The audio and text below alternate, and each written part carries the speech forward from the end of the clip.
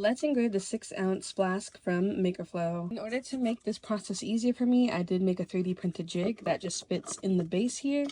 And then I can set this inside, and then I know it's always level. All right, so the next thing we need to do is get this level, and so we're just going to turn this knob. We're going to try and get this overlapping so that it makes a purple color. So however, since the surface is curved a little bit, I'm actually going to defocus it just a little bit. That way it will get the edges really well. All right, so in the Creative Space software here, and we are going to do this in 2 different passes.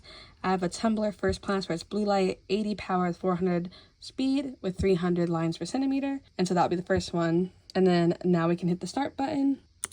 When using the blue light laser, make sure you're wearing eye protection. For the clean it pass, we're just using the IR laser with a power of 40% and the speed of 400. Wow, this thing looks amazing and it engraved like butter. These blanks make the perfect gift. I highly recommend you pick some up.